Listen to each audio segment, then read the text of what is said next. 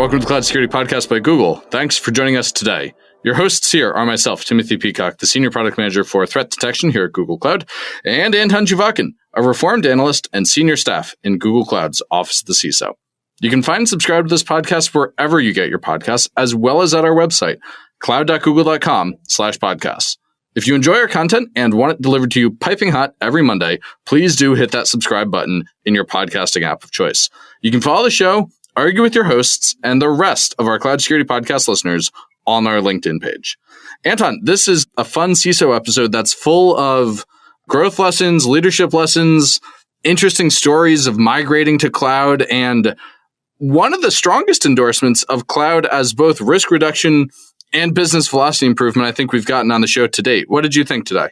I think so too. I think that we should not lament that the episode did not cover how to improve configurations of your cloud armor or how to run SIEM or any of this. It's a really good episode with a guest who experienced some of the lessons that clients are learning today, but 8 years ago. Yes. So it's really fascinating that it's like for many companies, his past is the future. Yes. And that makes his lessons hugely valuable. Hugely valuable. And his advice is applicable to both CISOs all the way down to people who want to get started and get promoted in our field.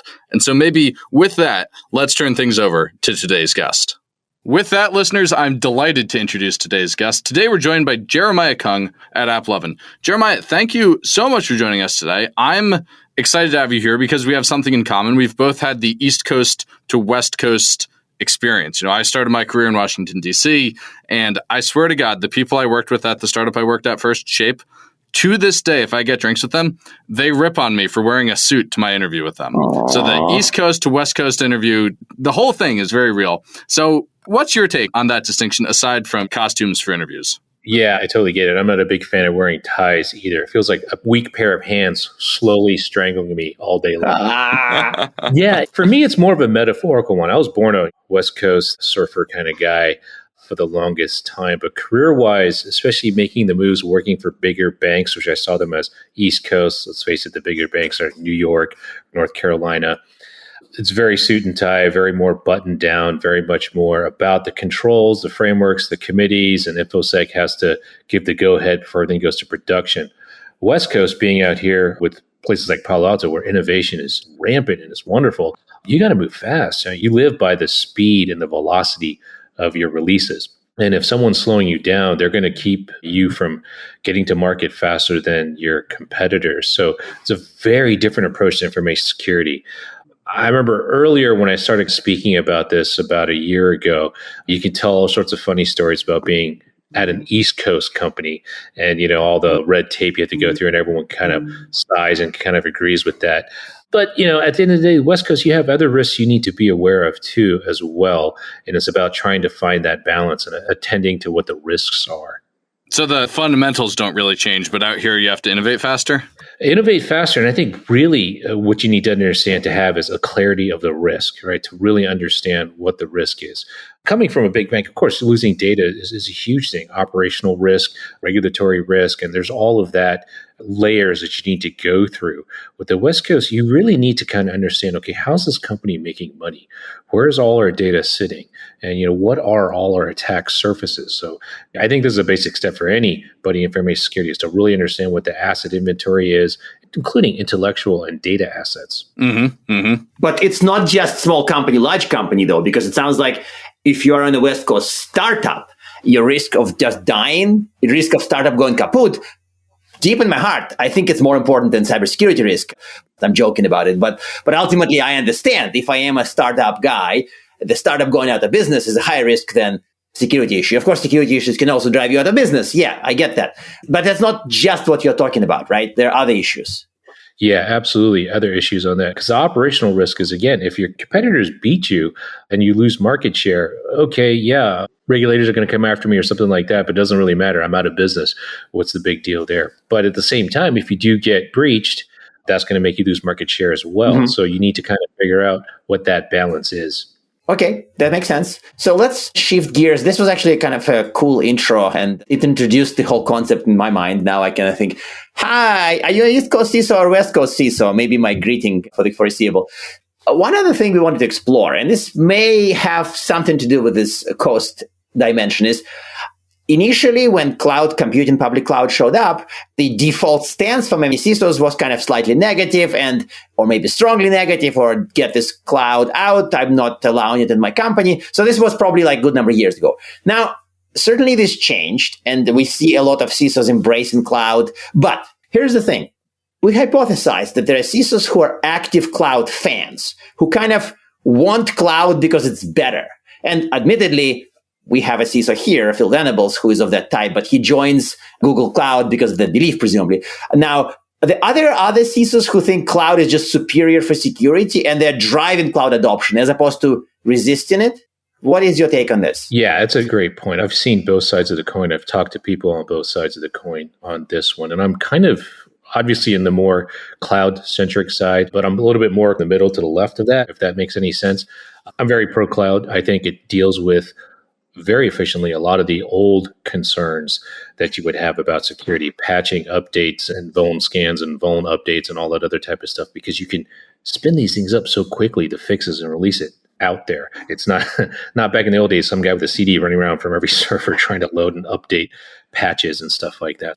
You know, that's such a funny thing to pause on, because maybe this is my youth speaking. I sometimes forget that people had to do that. And I think for a lot of our listeners, it's hard to appreciate that, yeah, really, that's how it used to work. If you had to patch something, it wasn't Terraform apply my new version. It was a dude with a CD in a server room somewhere.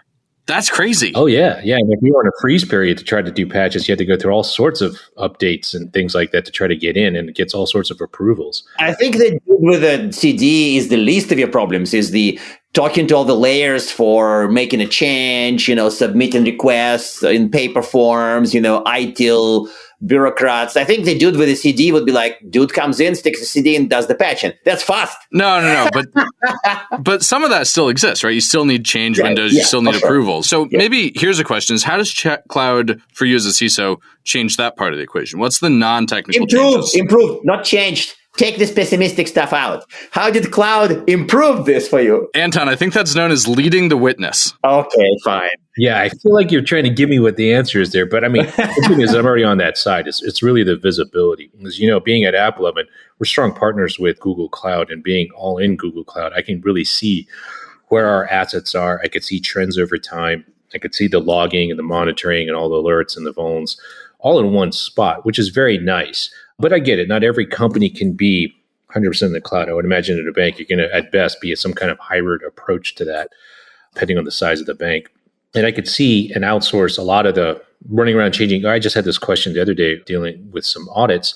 Hey, show me when's the last time you changed and rotated your keys and how often that is. Well, being in Google Cloud, they do that for you. And you guys do a random rotation of that, whereas I think AWS does it to make sure the keys are rotated every 365 days, according to NIST and FIPS standards. You guys do a random rotation, which it could be 2 weeks, it could be 365 days, but at some point those keys will be rotated. So that's kind of the intelligence behind, to keep it random, to keep it fresh, to keep it on top. I appreciate that from a security perspective. And I don't have to rely on the team to constantly run in and out and changing keys and this and that. Even at a cloud level where you have to, you can just terminal in and do that. This is just handled for you. And as we moved more and more to Kubernetes, more and more to serverless environments, these old ways of needing to do security become less and less impactful. But then again, there's always a new attack surface that has yet to be discovered. New problems are going to come and show and raise their heads from a security perspective. We're just on the way of discovering what those are. Yeah, that makes a lot of sense. So I want to go back in time a little bit to maybe when cloud was newer for you. I understand you were part of some big migrations back in the day. What did you learn about doing those, quote unquote, right?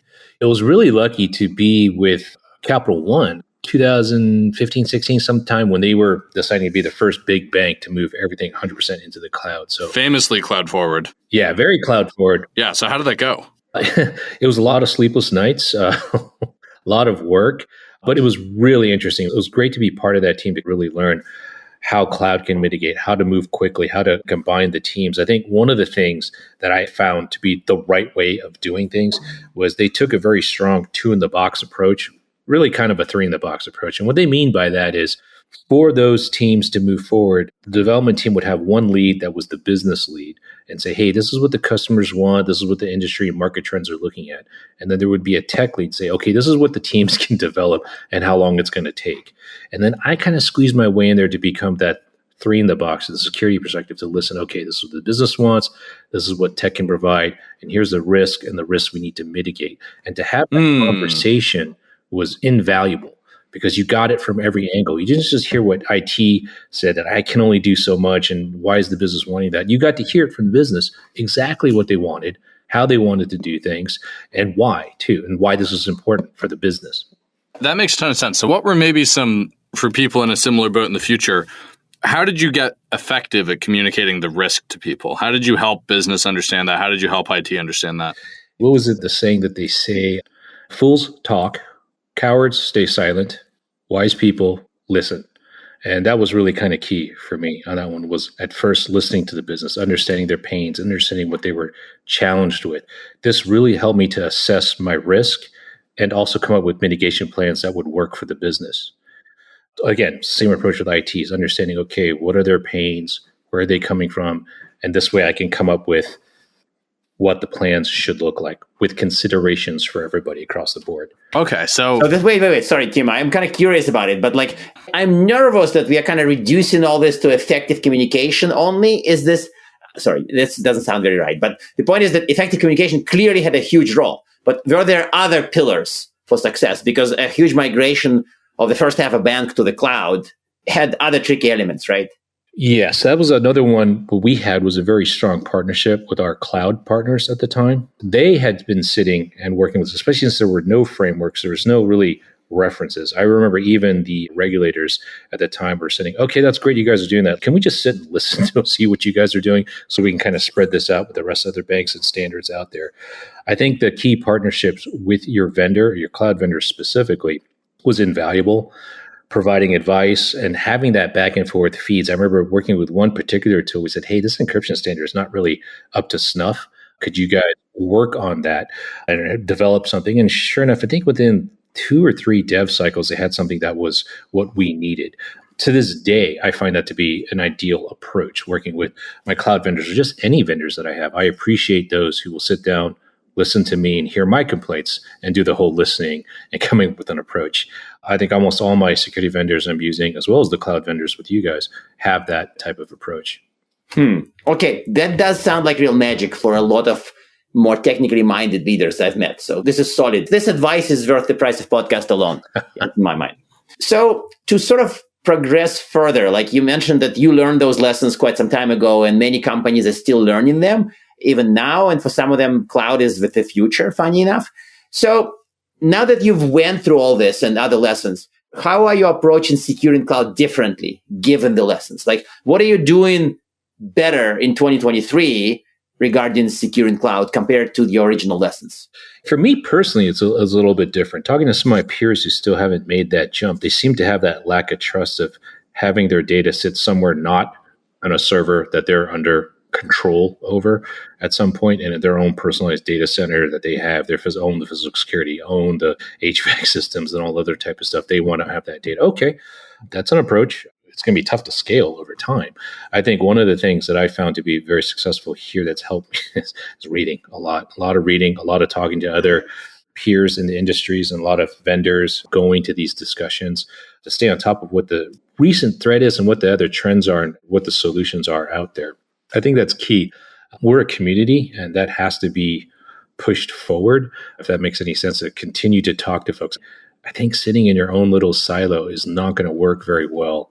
Well, I don't think I know. Yeah. I forget who it was on the show, but they said that security is a team sport. Yep, absolutely. So I guess on that thread, actually, I want to pull on this a little more. I often joke with CISOs on the show that what they need is not another piece of technology, but rather a family therapist to help their relationships with other teams. What advice would you give to other CISOs, security leaders on, first, building better relationships with other teams, and 2, how to get out of the saying no mentality and into that real collaborative listening mode? Yeah, that saying no mentality. I've talked to some CISOs like that who said, "Yeah, I'm looking to hire and I need people to join my team because I need them to get out there and say no as much as humanly possible." No, people don't actually say that. Explicitly said that? Oh, wow. Yeah, and I just remember I stopped and I looked at him and I said, "How you doing, man? Are you doing okay?" So, Wow. I got to imagine his life was pretty miserable.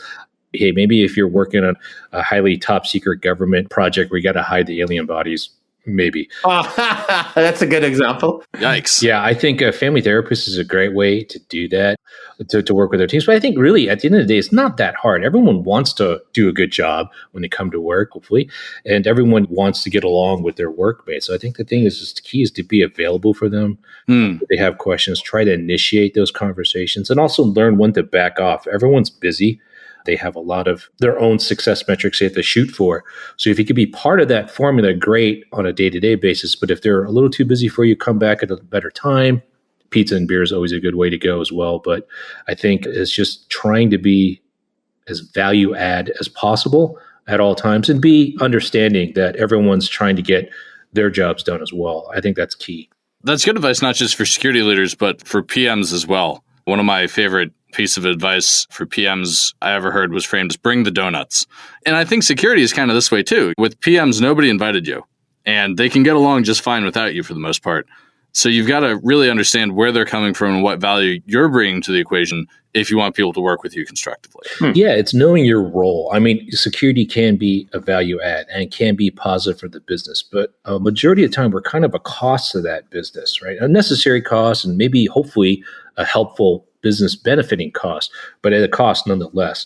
People aren't usually going to go to the company for how secure it is, especially on the West Coast. It's about how much money or how handy their product is first. And security is kind of a second thought, but we can definitely work together on that. Yeah. I have heard some pretty inspiring stories on this show and in my professional life of how security helps teams move faster by taking, say, risk out of the equation or automating away some risk. And so I think maybe in cloud, due to its nature, there's unique opportunities for security teams to be helpful there. Oh, yeah, absolutely. Usually, if you're already moving into the cloud, you're kind of taking a fresh start. And that's where you can really do the security by design. I get it. If you're on mainframes and you've been around for 30 years and now you're the new security person, it's really to go back and difficult to do security by design from the start, right? You're kind of retroactively trying to find fits here or there. But starting fresh into the cloud, it's like, okay, we could do this by design. App11's been great about kind of doing that with protecting their data by saying, hey, I don't need a lot of sensitive data. We're going to try to use our own attribution formats and other types of formulas to grow our customers' business without taking on a lot of that sensitive information. So that helps reduce the risk, again, secure by design. So this is good. This is actually excellent. Okay, Tim, you can make fun of me for saying excellent, but this is excellent. However, excellence hasn't spread uniformly, right? And you do see people who are still in the saying no mentality. And regarding architecture, we do see a lot of people still stuck essentially in the 90s regarding architecture. They want to lift and shift, or they're even debating whether this new cloud thing is for them. So given your experience, what's your best advice for the leaders of these organizations where either the CISO is blocking cloud or maybe even CIO doesn't want it? So basically, they are not getting any of the benefits. And when they start doing cloud, they do it in a very on-premise way, the lift and shift way. Yeah, that's a tough one because you're really trying to tell somebody to change their entire point of view of how they do Yes, things. that's exactly right. Yeah, you need to have that aha moment, travel to Damascus moment for them. And I don't think I could give them individual advice to have that aha moment other than travel the world, talk to folks and, experience and see what else is out there. I know for App11, when we jumped over 100% into the cloud, our business just naturally spiked because of the efficiencies, how quickly automating compute usage was with that intelligence to go up and down for what our demands were. That's amazing. Yeah. And, again, that's with a strong partnership with Google on that and having just an incredible team that really kind of jumped to everything that we needed, which was fantastic. Not easy to find in the industries all over the world. So that was really helpful. But I think they need to talk to people who have those success stories and just to see what it is. I think at the end of the day, if those folks would talk to the business more and to see what the business needs, they'll kind of start to see, that it makes sense. It's where we need to kind of move towards. But that has to be that personality of, I got to get out of my silo. I got to talk to people out of my comfort zone because you may not be a business person. You could be a genius InfoSec person. But if you don't get the business and have that background, it's going to be difficult to travel far. Yeah, that's for sure true. It reminds me of that saying, if you want to go fast, go alone. If you want to go far, go together. Yeah. You really can't go far in security unless you can bring other people on board.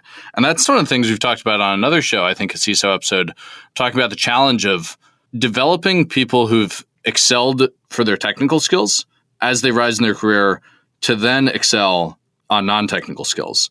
What advice do you have for those people to make that leap from I'm great because I can understand X509 to I'm great because I can convince the person down the hall that our interests actually are aligned? Yeah, that's a great point. So even on my own team right now, I have people who are very smart, very technically have done some great things, and they want to get to that next level. So for me, to that level, to try to help coach them along those lines, I recommend understanding all the different domains and then having a very strong relationship with the business and spend time with them. I think peer mentorships and things like that to do exchange programs within the company are also very important to understand how the business works and just spending time with them. I think I guess it's almost like what a social CISO type of program. It's just very social, and it's really about getting outside of your shell and understanding everyone else's pains and what their goals are to win for their game. That's really kind of at the end of the day, yes, technical, that's good. You need that, absolutely. But it's all about people, processes, and tools. It's a three-legged chair, right? So people are so key. And I find a lot of the really, really smart InfoSec folks tend to focus on the tools, and everyone ignores processes, right? No one wants to document anything, but that's also very important too. So those are kind of key aspects. But this sounds like hard work. It can be, but it's really depending on your personality types. But it's really not too hard. There's a lot of great classes out there to kind of coach yourself through and just the ways of thinking about stuff, which is good. I read this great book called Super Forecasting, which was Phil Tetlock wrote this. And it was really about a way of how to think things differently. You don't have to be highly educated. There was these experiments that they use folks to become quote unquote super forecasters. And some of the best performers, one of them was a housewife who just had a high school education.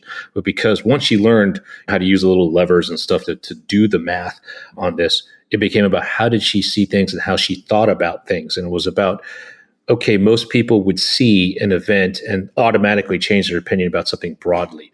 For her, it was about, okay, that it changes my opinion a little bit towards this direction. And then she would gather more and more data. And each time we would move the dial to the left or to the right. And eventually she was able to call out, in 6 months, this is going to happen. And she was right. I think it was close to 87% of the time.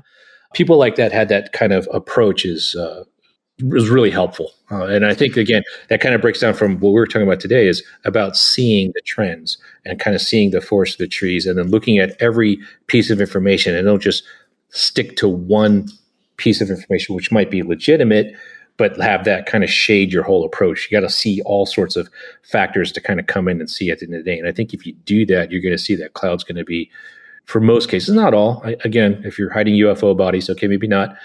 We'll see that it's an advantage. Well, Jeremiah, I hate to do this on such a note, but I have to ask you our traditional closing questions. Sure. First, do you have a tip to help people improve their security when migrating to cloud? And two, aside from super forecasting, which sounds great, do you have recommended reading for our listeners?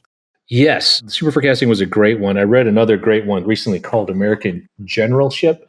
I'm just about finishing it up right now. It's pretty good. It's an ideal of how to become a stronger leader and a stronger follower at the same time, too. This kind of helps you coach of, okay, this is how I can mentor somebody. And this is also how to be a good mentee at the end of the day. It also has a lot of really great military stories in the background of that, too. So fun stuff there if you're a fan of the military. And I'm sorry, what was the other question? One tip. One easy to follow tip for people. Yeah, I'd say try to make a new friend inside the business. At least, once a month, have these one-on-ones and have a cup of coffee. I think it goes a long way. I remember getting on an airplane ride home from one of these other team events, sat down two folks that I don't normally work with and got to spend 5 hours instead of, watching a stupid movie, sitting there and talking about their business and what they're seeing, talks of AI and how they're using Copilot and ChatGPT and all that other type of stuff. It was really fascinating to hear their point of view of what they saw from a line of business that I didn't normally do a lot of work in. That's a fascinating answer and fits with the theme of the episode, which I think might be, listeners, go make some new friends. Yeah. And so with that, Jeremiah, thank you so much for joining us today. Thanks, guys. Really appreciate it. And now we are at time. Thank you very much for listening and, of course, for subscribing. You can find this podcast at Google Podcasts, Apple Podcasts, Spotify, or wherever else you get your podcasts. Also, you can find us at our website, cloud.withgoogle.com/cloud-security/podcast. Please subscribe so that you don't miss episodes. You can follow us on Twitter, twitter.com/cloudsecpodcast. Your hosts are also on Twitter at Anton_Chuvakin and _Team Pico. Tweet at us, email us, argue with us, and if you like or hate what we hear, we can invite you to the next episode. See you on the next Cloud Security Podcast episode.